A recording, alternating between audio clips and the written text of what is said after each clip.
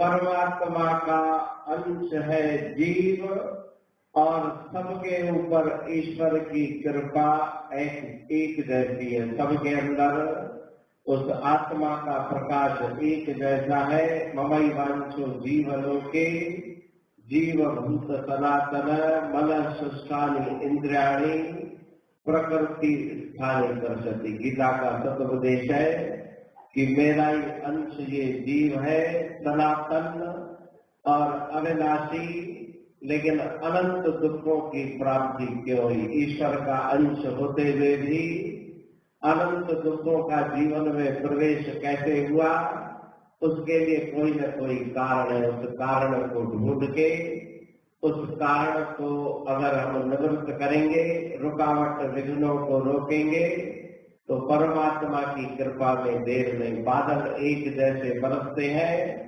लेकिन वृक्ष का बीज जैसा है। नींबू के वृक्ष में वही बादल का पानी खट्टे फल उत्पन्न करता है, आम वृक्ष में वही बादल का पानी मीठे फल उत्पन्न करता है। तो ईश्वर की अनंत कृपा वही है। और यही गीता में भगवान ने ज्ञान दिया कि सबके ऊपर मेरी कृपा एक जैसी है, लेकिन अनंत प्राणियों के अंतःकरण भिन्न भिन्न, उनकी प्रवृत्तियां भिन्न भिन्न। उस अंतःकरण को पवित्र बनाने के लिए तद्विधि प्रणिपातेन परिप्रश्नेन सेवा। सत्पुरुषों की तुम शरण में जाओ, गुरु की शरण में जाओ, वही तुम्हें उस परमात्मा तक पहुंचाएंगे और वही तुम्हारे मन की मैल को ही निकालेंगे। तो गुरु की महिमा सब शास्त्र पुराण वेदों में की गई और गुरु के द्वारा ही आगे का मार्ग बताया जाता है। और अगर कोई रोक रुकावट होती है, शंका मन में जागे, जिज्ञासा जागे, वो भी गुरु की कृपा से दूर होती है। आज शनिवार का परम पावन दिन है। सदगुरु स्वामी टेऊराम जी महाराज, जिन्होंने अवतार लेकर जगत का कल्याण किया। जब जब प्रेम निज हित कारण, तुमको पुकारा तब तब गुर अवतार धरे तुम, सब को निस्तारा। तो अधमों का उद्धार, अपने शरण में आए लोगों को पार करना, ये उन सत्पुरुषों के जीवन के विशेष गुण होते हैं। हर मेरी है संत जन, हर से देख मिलाए, कहते हो छोड़त नहीं, जो जन शरणी आए। कृपाल मित्र रचित सहनशील संसार, नव नवरात अकाम मत, मृदुल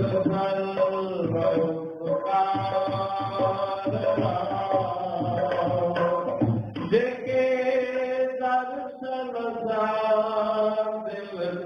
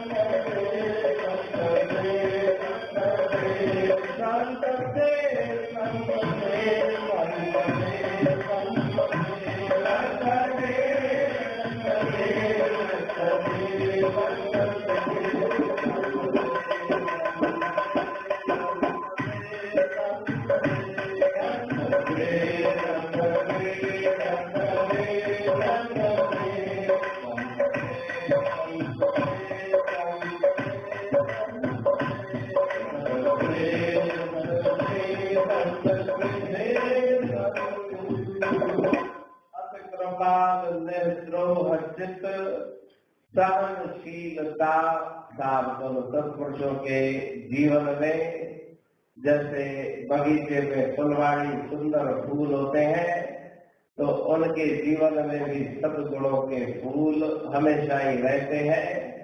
सद्गुरु महाराज जी के जीवन में भी सहनशीलता और कृपा करना, अकारण कृपा करने वाले वो है। सकारण कृपा संसार के लोगों की होती है, स्वार्थ की कृपा, कोई न कोई मतलब हो, लेकिन बिना मतलब बिना स्वार्थ की कृपा करने वाले वो संत महापुरुष होते हैं।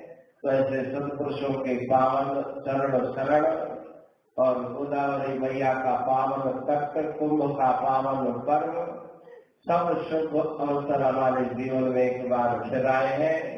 एक एक क्षण कीमती है। अमृत की जो वर्षा होती है वो सत्पुरुषों की वाणी है। वो ऐसा अमृत है जो हमेशा के लिए अमर बना दे, लेकिन मन की वृत्ति बहुत चंचल है, उसको ग्रहण करने की शक्ति नहीं।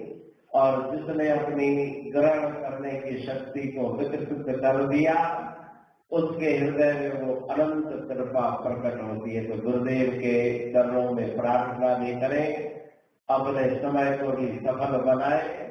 ये समय कुंभ का अमृत पर्व है और एक एक क्षण अमृतमय है। व्यर्थ में प्रपंच में समय लगवा के ईश्वर का ध्यान स्मरण करें, सेवा करें और गुरुदेव के पावन चरणों में प्रार्थना करें। तुम्हारी सतगुरु माता तुम्हारी